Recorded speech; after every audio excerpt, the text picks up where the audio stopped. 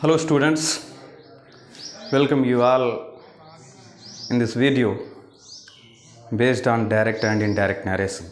Dear students, in my previous videos I was teaching you people how to change an active voice into passive voice, and today we'll learn direct and indirect narration. I will try my level best to tell you people how to change direct narration into indirect narration. Dear students, पहले हम लोग ये जानने की कोशिश करेंगे कि आखिर ये डायरेक्ट नरेशन और इनडायरेक्ट नरेशन ये है क्या. Let's ask this question to the word itself.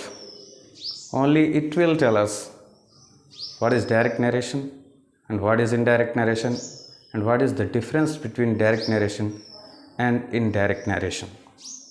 Dear students, ये जो नरेशन वर्ड है ये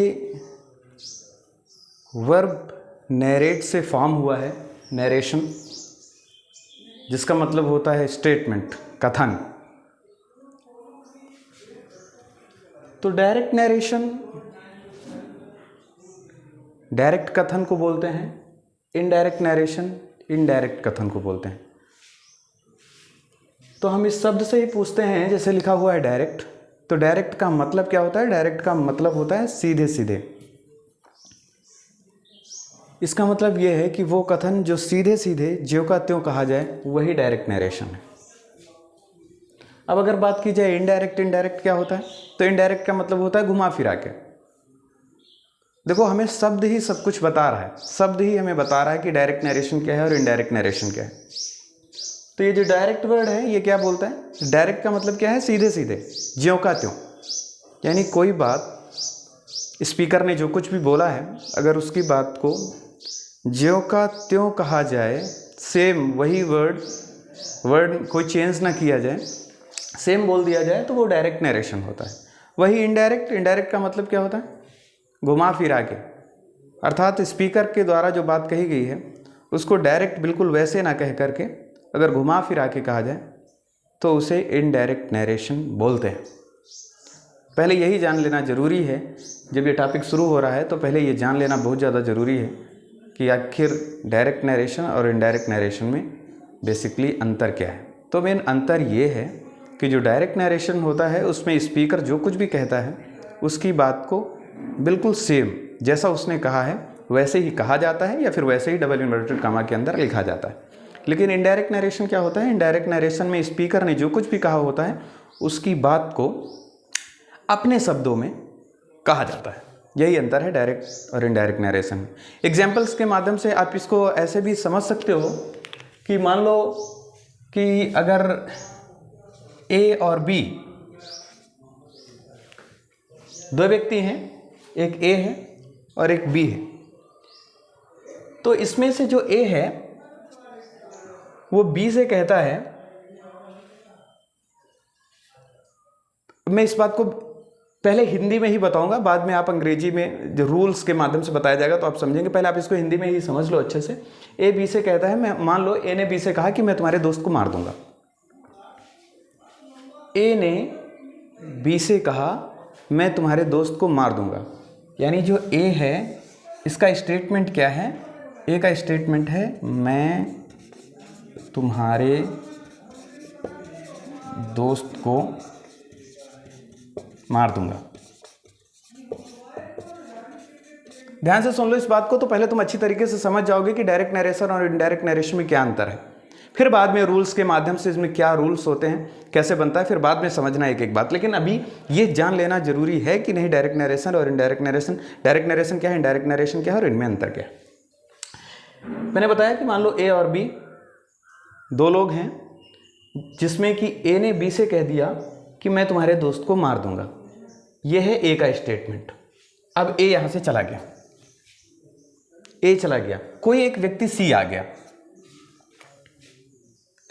अब अगर सी ने बी से पूछ लिया कि ये बताओ भैया कि ए क्या बोल रहा था, तो अगर बी ने सी से ये कह दिया कि ए ये बोल रहा था कि मैं तुम्हारे दोस्त को मार दूंगा,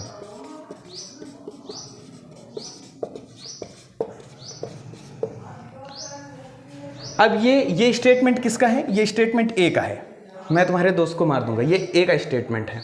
अब इसी स्टेटमेंट को जब बी ने सी से बताया, ए के स्टेटमेंट को जब बी ने सी से बताया, तो ए के स्टेटमेंट में कोई चेंज नहीं किया, बिल्कुल सेम वही बात बता दी कि ए मुझसे बोल रहा था कि मैं तुम्हारे दोस्त को मार दूंगा, तो सेम वैसे ही कह दिया, तो फिर ये डायरेक्ट नरेशन हुआ।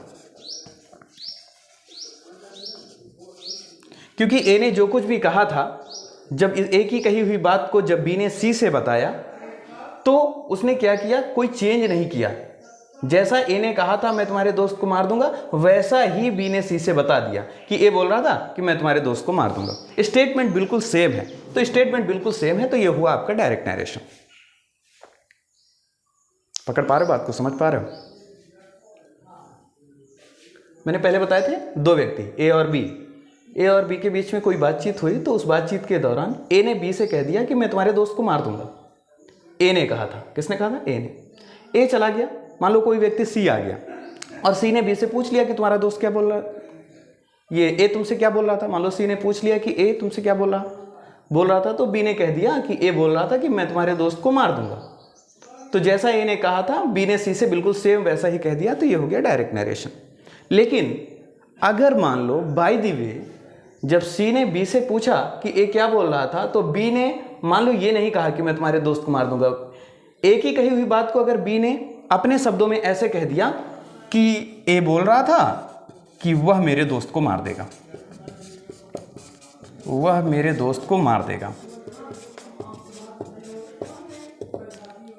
अगर ऐसे कह दिया, तो बी ने कही वही बात जो ए ने कही थी, लेकिन ए की कही हुई बात को बी ने जब सी से कहा, तो उसने क्या किया? उसी बात को अपने शब्दों में ए की बात के भाव को प्रकट किया।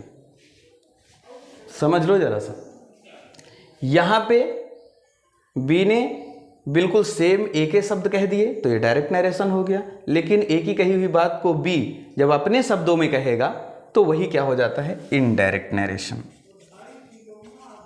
Indirect narration. I repeat once again, you people just have a close look here.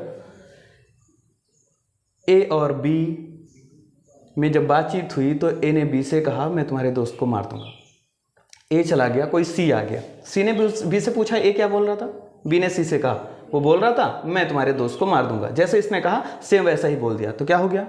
Direct narration.